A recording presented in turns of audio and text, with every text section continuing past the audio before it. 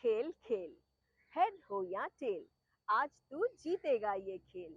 यही समय है, सही समय है, हाथों में तेरे विजय है। National inter district junior athletic મીટના આ ગીત સાથે ભારતના લગભગ તમામ રાજ્યો અને કેન્દ્ર શાસિત પ્રદેશોના કિશોર અને કિશોરીઓ 3 દિવસ માટે અમદાવાદના મહેમાન બન્યા હતા. આ ખેલોમાં બેસ્ટ પરફોર્મન્સ આપીને ગુજરાતના ઘણા ખેલાડીઓએ મેડલ જીતીને આપણા સૌનું ગૌરવ વધાર્યું છે. ભારતને ભવિષ્યમાં આંતરરાષ્ટ્રીય કક્ષાએ મેડલ અપાવે એવા ખેલાડી અહીં જ ક્યાંક કોઈક ગેમ્સમાં પોતાનું બેસ્ટ પરફોર્મન્સ આપી રહ્યા હશે, કેમ કે નીરજ ચોપરા જેવા ખેલાડીઓ પણ નિડજેમ થકી જ મળ્યા છે. फिटनेस स्पोर्ट्स जो है वो भी एक सब्जेक्ट है. जैसे कोई बच्चा जो है किसी ने इंजीनियर बनना है या डॉक्टर बनना है तो उसको प्लस 12 क्लास तक पढ़नी पड़ती है, फिर जाके वो अपनी फील्ड चूज करता है कि मुझे इस फील्ड में जाना है. तो ऐसे ही ये जो कॉम्पिटिशन्स हैं ये उसकी डेवलपमेंट के लिए हैं, ताकि वो जब कल को जब वो मैच्योर एथलीट में कन्वर्ट हो, एलीट एथलीट में कन्वर्ट हो, तो उसके पास एक्सपीरियंस भी हो. और वो क्योंकि एकदम से कोई सडन कोई चीज़ नहीं होती है ना, तो ये जो एक्सपीरियंस उसको यहाँ पे आएगा वो नेचुरली डेफिनेटली वो चीज़ वहाँ पे मदद करेगी उसको. जो टेक्निकल इवेंट्स हैं, एथलेटिक्स के जो इवेंट हैं, उसमें जब आपने अगर सच वर्ल्ड क्लास एथलीट लेवल पे परफॉर्म करना है तो मिनिमम आपके पास 100 कॉम्पिटिशन्स का एक्सपीरियंस होना चाहिए.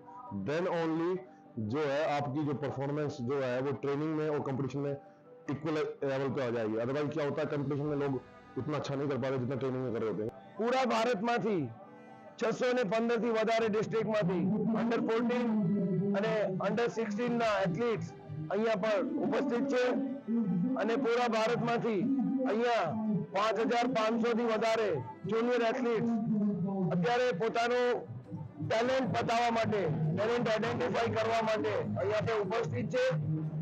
આ રમતોત્સવમાં ગુજરાતને અલગ અલગ ગેમ્સમાં 3 ગોલ્ડ, 3 સિલ્વર અને 1 બ્રોન્ઝ મળી કુલ 7 મેડલ મળ્યા છે.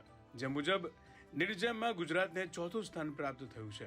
2019માંથી મેં ડીએલએસએસનું જોઈન કર્યું એન્ડ ત્યાંથી મારા coach Kaushik sir and Manish sir મને હાઈ જમ્પ શીખવાડ્યું એન્ડ 3 યર મેં એના જોડે રહી અને પછી મારું એકેડમીમાં સિલેક્શન થયું અને મેં અત્યારે સતીશ સર પાસે ટ્રેનિંગ લઉં છું. સવારે ગ્રાઉન્ડ પછી સ્કૂલે જાઉં છું, એજ્યુકેશન ઇઝ મસ્ટ. પછી સાંજના પ્રેક્ટિસ કરીને પછી અમે સારો રેસ્ટ કરવા માટે અમે વહેલા સૂઈ જઈએ, એટલે એ બધી કોમ્પ્રોમાઇઝ ઘણું કરવું પડ્યું, સેક્રિફાઈસ ઘણું કરવું પડ્યું અને ગોલ્ડ મેડલ આવ્યો એટલે હવે બહુ સારું લાગે છે. જેવલિનમાં તો આગળ મેં ફ્યુચરનું વિચાર્યું છે કે ઓલિમ્પિકમાં ઓફકોર્સ ગોલ્ડ આવવો છે અને ગુજરાતમાં થાય છે એ ઓલિમ્પિકને ટાર્ગેટ રાખું છું. બાકી તો આગળના ઓલિમ્પિક્સ વગેરે, એશિયન ગેમ્સ, યુથ ગેમ્સ બધા ટાર્ગેટ રાખેલા છે. ગુજરાત અમરેલીથી આવું છું. હાલમાં યોજાયેલ નિડજામાં મારે ગોલ્ડ મેડલ આવેલ છે, જે મારી ઇવેન્ટ 60 મીટર છે. ગ્રાસરૂટનું સિલેક્શન છે એના માટે આજે આ સ્પર્ધાનું આયોજન થયેલું હતું અને મને પોતાને એવી ખાતરી છે કે આમાં આજે જે ગુજરાતના ખેલાડીઓની જે મેડલ મળ્યા છે અને આવનારા દિવસોમાં પણ હજુ વધારે ખેલાડી ભાઈઓ બહેનો આવા રાષ્ટ્રીય કક્ષામાં ભાગ લેશે. નિડજેમના આ પ્રોગ્રામ બાદ જે ટેલેન્ટ આઈડેન્ટિફાઈ પોતપોતાના ઇવેન્ટમાં કરવામાં આવશે, દરેક સ્ટેટ, દરેક ડિસ્ટ્રિક્ટ પોતપોતાના રાજ્યને એ ખેલાડીઓની યાદી આપશે.